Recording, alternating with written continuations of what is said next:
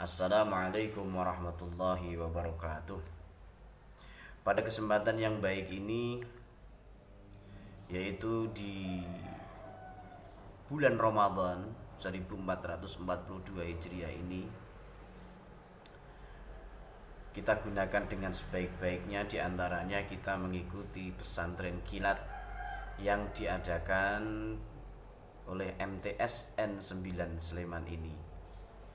Ini sangatlah baik untuk mengisi kesempatan kita, mengisi kegiatan kita di bulan Ramadan ini.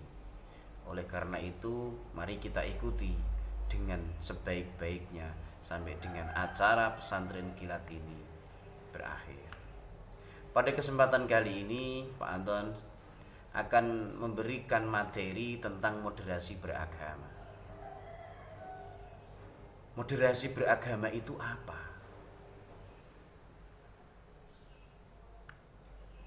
Sebelum saya menerangkan tentang pengertian moderasi beragama, terlebih dahulu saya akan memberikan gambaran bahwa moderasi beragama di Indonesia ini adalah sangat dibutuhkan dan sangat penting. Karena apa? Karena di Indonesia ini berdasarkan fakta adalah terdiri dari berbagai macam suku-suku, terdiri dari berbagai macam bahasa, budaya, bahkan agama ada di dalam negara Indonesia ini. Indonesia itu juga merupakan negara yang agamis, walaupun bukan negara yang berdasarkan agama tertentu. Tetapi Indonesia mempunyai orang-orang yang di dalamnya bangsa Indonesia ini mempunyai agama. Tetapi Indonesia bukanlah negara yang berdasarkan agama tertentu. Tetapi Indonesia adalah negara yang berdasarkan Pancasila dan berasaskan Bhinneka Tunggal Ika. Apa sih Bhinneka Tunggal Ika? Bhinneka Tunggal Ika berbeda-beda tetapi tetap satu. Berbeda agama tetapi satu bangsa, yaitu bangsa Indonesia. Berbeda bahasa, bahasa pulau sana, bahasa daerah mana berbeda, tetapi tetap bangsa Indonesia. Itulah diantaranya kemajemukan yang berada di negara, sebuah negara yang besar, yaitu negara Indonesia. Bahkan di dalam pasal 29 Undang-Undang 1945 ditegaskan bahwa negara berdasar atas ketuhanan yang Maha Esa dan negara menjamin kemerdekaan tiap-tiap penduduk untuk memeluk agamanya masing-masing dan untuk beribadat menurut agama dan kepercayaannya. Dari sinilah kita bangsa Indonesia itu bisa mengacu atau bisa sebagai dasar bahwa di Indonesia itu adalah merdeka beragama.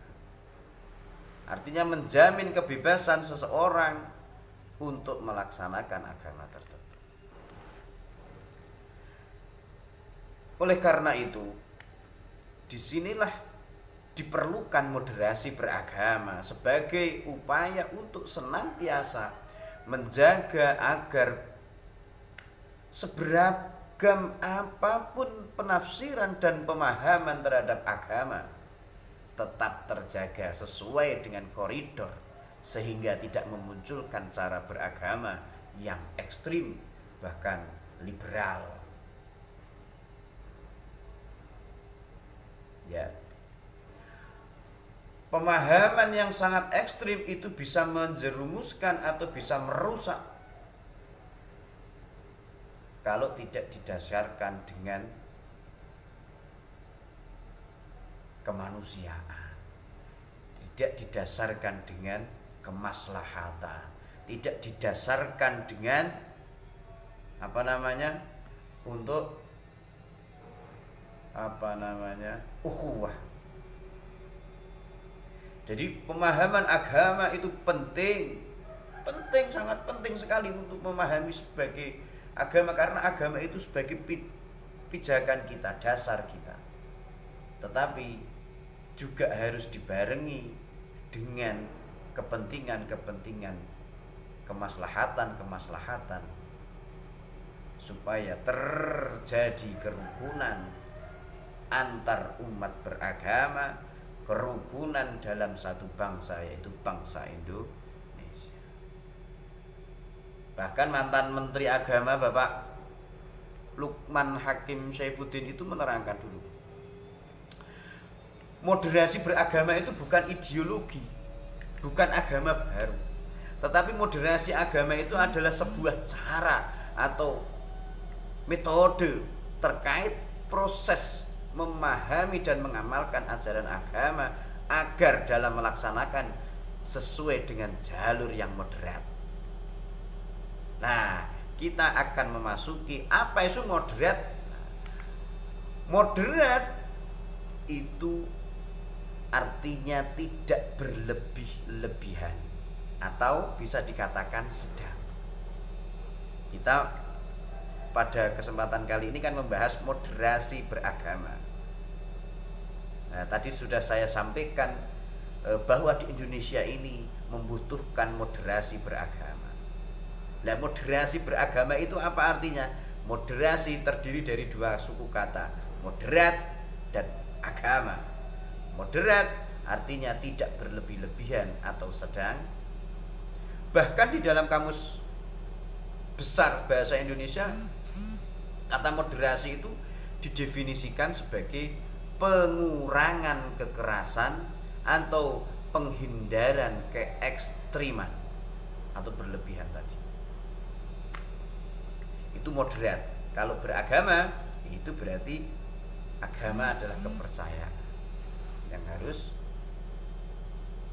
dilaksanakan sesuai dengan apa yang diyakini oleh agama tersebut.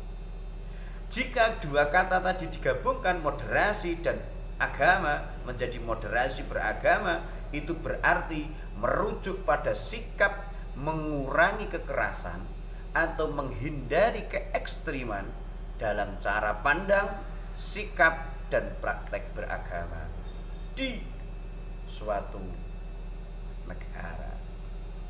Karena ruang lingkup kita adalah negara. Sebelum negara berarti ya di lingkungan sekitar kita. Butuh moderasi beragama. Moderasi beragama apakah penting di Indonesia, Pak? Sangat penting. Karena dengan kemajemukan berbagai macam suku, berbagai macam agama, maka di dalamnya juga harus ada prinsip-prinsip atau konsep atau cara pandang untuk menyatukan berbagai macam suku tadi, berbagai macam agama tadi, berbagai macam bahasa tadi menjadi satu kesatuan, yaitu negara Indonesia. Tidak ada yang melarang satu dengan yang lain, bahkan menyakiti satu dengan yang lain, bahkan membunuh satu dengan yang lain. Nah, ini sangat dibutuhkan moderasi beragama. Baru-baru ini ketika di Makassar kemarin ada bom bunuh diri. Nah, itu kan itu salah satu wujud bahwa moderasi beragama di Indonesia dibutuhkan. Karena apa? Supaya terwujud menjadi satu kesatuan, menjadi bersatu di antara bangsa Indonesia ini. Tidak ada yang ngebom-ngebom, tidak ada yang menyalahkan antara agama satu dengan agama yang lain. Bahkan satu agama dengan satu agama di dalamnya itu tidak ada yang saling menyalahkan.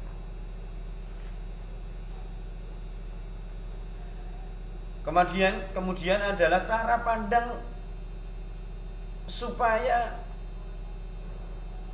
beragama itu tidak ekstrim bagaimana, Pak? Kita bisa memahami bahwa agama itu adalah sangat penting karena itu sebagai dasar. Tetapi agama itu juga harus melihat, ini yang pertama, supaya kita tidak ekstrim, tidak melebihi batas, itu maka kita juga harus berpegang teguh kepada agama, tetapi juga harus melihat nilai-nilai luhur dan memuliakan harkat dan martabat kemanusiaan. Jadi agama dengan kemanusiaan kita seimbangkan. Yang kedua, supaya tidak menjadi ekstrim, agama kita pegang dan kita melihat untuk kemaslahatan itu juga harus kita seimbangkan. Kemaslahatan itu untuk kebaikan semua. Jadi kalau yang tidak tidak baik, agama dibenturkan dengan yang tidak baik, jangan dilaksanakan, karena itu nanti akan menjadi keburukan, tidak maslahat. Dan yang ketiga adalah jika agama dipegang teguh dan kita tidak melanggar hukum. Nah, sekali lagi saya ulangi, cara pandang atau sikap kita dalam berpraktek moderasi beragama itu adalah diantaranya ada 3. Agama harus berbanding lurus untuk memuliakan atau menjaga nilai luhur dan harkat martabat kemanusiaan. Kedua, berpegang teguh kepada agama tetapi tidak melanggar kesepakatan bersama, yaitu tetap menjaga kemaslahatan atau kebaikan semuanya. Ketiga, menjaga agama berdasar agama atau melaksanakan agama, kemudian tidak melanggar hukum. Bapak kalau kemarin ngebom itu melanggar hukum nggak kira-kira?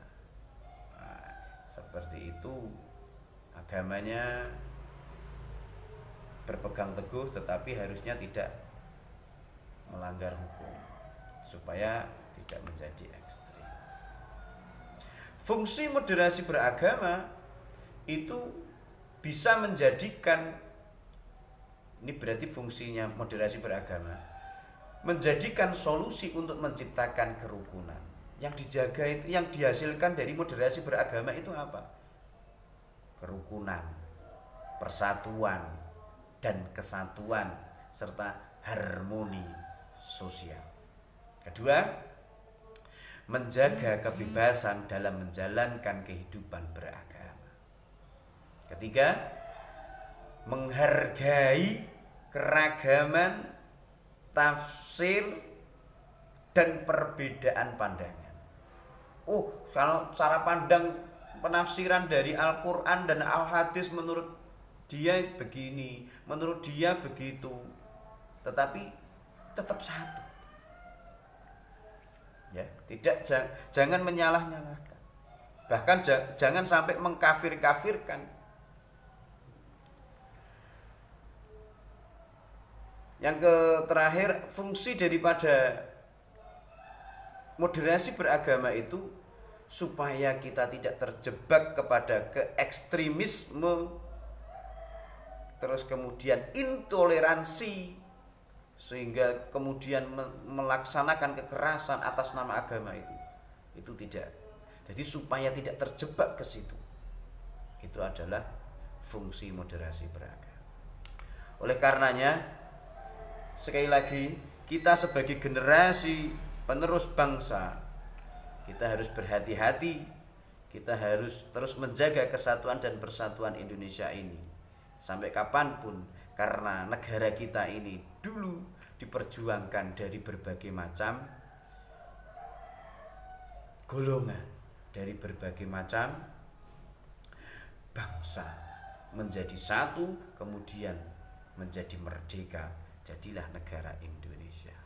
Mari kita jaga negara Indonesia ini, kerukunan negara Indonesia ini, dan persatuan negara Indonesia ini.